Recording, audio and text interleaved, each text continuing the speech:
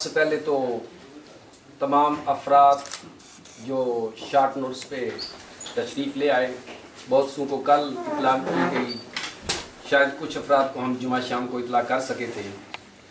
آپ کا سب کا آ جانا ہمارے لیے باعث افتخار ہے، اور سب ساتھیوں نے مل کر جس طرح بہترین سے بہترین الفاظ تراش کر جناب قاضی حسین احمد صاحب کی مرحوم کی لیے جو گلدستہ پیش کیا، میں آپ سب کا جس نے بھی جو بھی الفاظ ادا کیے ان کا مشکور ہوں۔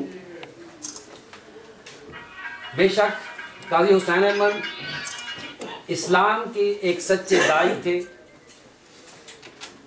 اللہ تعالیٰ ان پر رحمتیں اور برکتیں نازل فرمائے۔ بے شک یہ عظیم سپاہی کسی نہ کسی مقصد کے لیے تگودو، ساری زندگی ان کی اسی طرح گزری ہے، کسی نہ کسی مقصد کے لیے تگودو، کسی نہ کسی ہدف کے لیے مسلسل جد و جہد، اور کسی نہ کسی منزل کی طرف ہمیشہ رواں دواں۔ ایسی ہی فطرت والے کا نام قاضی حسین احمد تھا۔ سید ابو الاعلیٰ مودودی جو بانی جماعت اسلامی، اس جیسی شخصیت، اور اس کے بعد میاں طفیل صاحب جو بڑی قدور شخصیت تھے، ان کے بعد جماعت کی قیادت کے جماعت اسلامی کی باغڈور سنبھالنا بے شک ایک کوئی آسان کام نہیں تھا، لیکن قاضی حسین احمد صاحب نے کم و بیش 22 سال جماعت اسلامی کی قیادت کی، امارت میں رہے اور بڑی آن بان کے ساتھ اسے نبھایا، اور بے شک ایک عالم نے ان کی صلاحیتوں کا اعتراف کیا۔ کھری اور دو ٹوک بات کہنے والے تھے، نہ ڈر اور بے خوف انسان تھے۔ ساری زندگی ایک ہی شناخت پر فخر کرتے تھے کہ میں خاتم النبیین رسول اکرم صلی اللہ علیہ وسلم کی امت میں سے ہوں، اور یہی ان کا ایک اصرار تھا کہ تمام فرقوں سے بالا تر ہو کر تمام مسلمان ایک وحدت میں آ جائیں۔ یہی ان کا ساری زندگی مشن رہا، اور بہت زیادہ اس پہ کوشش کرتے رہے، اور ایک ہی کلمے کی سربلندی کے لیے ہمیشہ کوشاں رہے۔ پاکستان میں تمام جید علماء کو جمع کر کے پہلی کاوش انہوں نے یہ کی کہ ملی یکجہتی کونسل کا قیام عمل میں لائے۔ اس سے ان کا صرف یہی مقصد تھا کہ علماء کرام کے درمیان جو فرقہ وارائیت پائی جاتی ہے اس کا خاتمہ ہو سکے۔ اور ایک وقت وہ بھی آیا جب شیعہ سنی فسادات کی آگ بھڑک اٹھی تھی، تو قاضی صاحب نے متحدہ شریعت محاذ بنا کر تمام علماء کو اکٹھا کیا، اور جو شر پسند لوگ ایسا کرتے تھے کہ اہل تشیع کی امام بارگاہ میں جو کچھ ہوا وہ اہل سنت کے کھاتے میں ڈال دیا، اور جو اگر اہل سنت کی مسجد کے باہر کوئی فائرنگ ہوئی تو اہل تشیع پہ ڈال دی۔ تو سب کو جب جمع کیا تو سب نے جب کوئی ایسا واقعہ ہوا کنڈیم کرتے کہ ہم نے تو نہیں کیا۔ تو اس طرح اس فسادات کی آگ پر بھی پانی ڈالا گیا۔ اسی طرح ساری زندگی قاضی صاحب نے کسی دینی جماعت یا کسی علماء کرام کے خلاف کبھی کوئی بات نہیں کی، یہ ایک ریکارڈ پہ ہے۔ کبھی کسی دینی جماعت کے خلاف کوئی ایسا چیلنج کبھی نہیں کیا، نہ ان پر کبھی کوئی طعنزنیں کی۔ وہ ہمیشہ فرقہ وارائیت کا خاتمہ چاہتے تھے۔ تحریک نظام مصطفیٰ چلی تو قاضی صاحب سے کچھ لوگوں نے کہا یہ تو مولانا شیخ احمد نورانی کا نعرہ ہے۔ تو قاضی صاحب نے کہا تو ہم کیا چاہتے ہیں، ہم بھی تو نظام مصطفیٰ ہی چاہتے ہیں۔ تو بالکل مولانا شیخ احمد نورانی کے شانہ بشانہ ساتھ کھڑے ہو گئے، اور اس تحریک کو جتنا ہو سکا ساتھ لے کر چلے۔ یہ ہماری بدقسمتی رہی کہ جو ملک اسلام کے نام پر لیا گیا اس کے اندر آج تک اسلامی نظام نافذ نہیں ہو سکا۔ قاضی صاحب کراچی میں فسادات ہوتے ہیں تو پشاور سے لے کر کراچی تک بائی ٹرین کاروان دعوت و محبت کا ایک کاروان لے کر نکلتے ہیں اور پشاور سے کراچی تک جاتے ہیں اور پھر کراچی سے پشاور آتے ہیں. ایک میسج تھا پوری عوام کے لیے کہ محبت کے ساتھ رہو. پھر ان کا دل، ان کے دل کا درد پاکستان کی حدود سے باہر نکل کر نیل کے ساحل بلکہ کاشغر، سمرقند، بخارا تک، سوڈان تک پھیلا ہوا تھا. پھر انہوں نے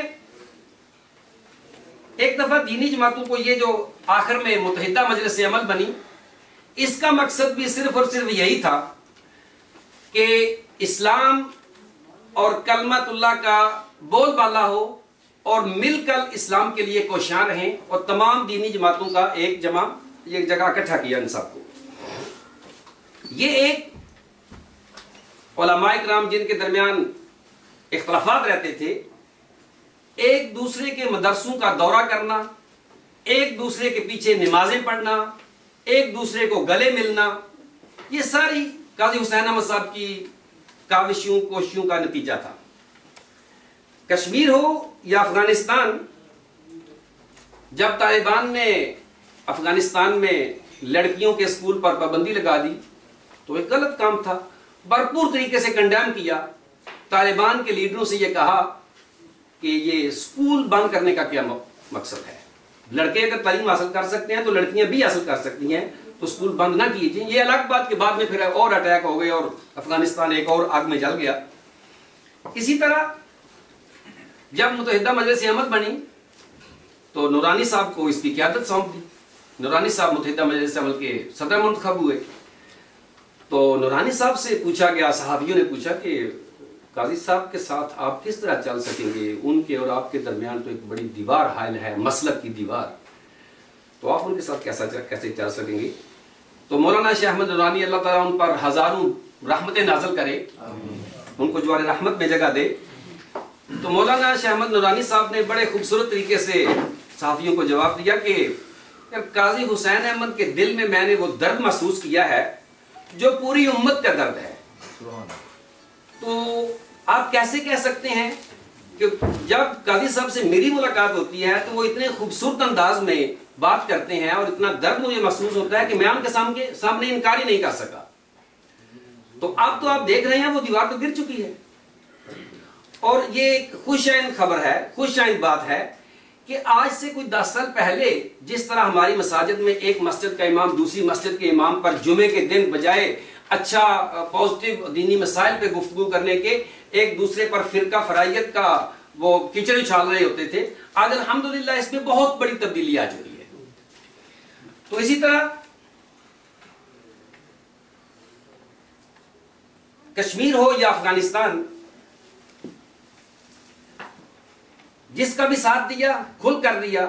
عراق کی جنگ، عراق اور کویت کی جنگ لگی، یا مسئلہ فلسطین ہو، بوسنیا میں، کوسوو میں مسلمانوں کا قتل عام ہو رہا ہو، یا چچینیا میں مسلم کش فسادات، برما میں مسلمانوں کی نسل کشی ہوئی.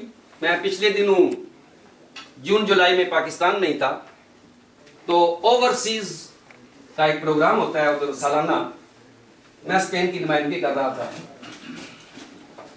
تو 2 دن کا وہ پروگرام تھا، 2-3 گھنٹے کی مختلف نشستیں تھیں، ظہر سے عصر تک اور عصر سے مغرب تک. تو شام کی عشاء کے بعد ایک نشست میں قاضی صاحب بھی تشریف لائے. وہ ہمارے سے ریٹائر ہو چکے تھے، لیکن بڑی اچھی گفتگو رہی. اور ہم اوورسیز سے ان کے سوالات جو تھے وہ سارے کے سارے اسی چیزوں پہ تھے کہ وہاں آپ کے جو اسپین والوں سے یا اٹلی والوں سے، اسی طرح عرب تھے، تو کیسے کام چل رہے ہیں، وہاں مسلمانوں کی کیا حالت ہے، وہاں مقامی کتنے مسلمان ہیں. تو اس طرح کے سوالات تھے ان کے. شام کو شہداء فاؤنڈیشن کا ایک کھانا تھا، تو جب ہم اس حال میں پہنچے تو بھائی صاحب پہلے سے تشریف فرما تھے. ان سے سلام دعا کے بعد اسی طرح ٹیبل تھا، کرسیاں لگی تھی، میں بیٹھ گیا تو اتفاق سے ایک کرسی خالی تھی. تو قاضی صاحب وہیں اٹھ کے آ کے میرے ساتھ بیٹھ گئے. مجھے پوچھنے لگے اب صاحب اسپین میں کیسے چل رہا ہے سلسلہ، مسلمانوں کے کیسے معاملات چل رہے ہیں، وہاں پاکستانی کتنی تنظیمیں کام کر رہی ہیں؟ میں نے کہا قاضی صاحب وہاں الحمدللہ اہل تشیع بھی القائم کے نام سے اپنا سینٹر بھی ہے اور بڑا اچھا کام کر رہے ہیں. اسی طرح فیضان مدینہ کے نام سے بھی تنظیم موجود ہے اور اپنا کام بڑے اچھے طریقے سے کر رہی ہیں. اسی طرح منہاج القرآن کا جو کام ہے بہت بڑا کام ہے، وہ بڑے اچھے طریقے سے، بڑے احسن طریقے سے، بڑے نظم و ضبط سے اپنا سلسلہ چلا رہے ہیں. ہم بھی جتنا ہو سکتا ہے ہم بھی کر رہے ہیں. تو کہنے لگے آپ صاحب ان کو اپنے پروگراموں میں بلایا کرو اور خود ان کے پروگراموں میں جایا کرو. یہ قاضی صاحب کا یعنی ہمیں نصیحت تھی. ان کو اپنے پروگراموں میں بلایا کرو اور خود ان کے پروگراموں میں جایا کرو، اور اگر ہو سکے تو اہل عرب سے بھی تعلقات قریب کرو جو مسلمان ہیں. تو یہ قاضی صاحب کی ایک سوچ، ایک ویژن تھا کہ امت مسلمہ اکٹھی رہے. میں ان کی ایک اور چیز آپ کے سامنے رکھتا ہوں کہ سوڈان میں یہ جو ایک تنظیم تھی تحریک اسلامی، اس کے سربراہ تھے حسن ترابی. ان کے درمیان اور صدر مملکت جو تھے عمر البشیر، ان کے درمیان اختلاف بن گئے. تو ان دونوں نے قاضی صاحب کو اپنا قاضی تسلیم کیا، اپنا حکم، اپنا ثالث، کہ قاضی صاحب جو فیصلہ کریں ٹھیک ہے. تو قاضی صاحب سوڈان پہنچے، ان دونوں لیڈروں کے درمیان بیٹھ کر مذاکرات کرائے، بات چیت ہوئی اور دونوں ایک بہترین فارمولے پر متفق ہو گئے اور ان کے درمیان معاہدہ کرا دیا.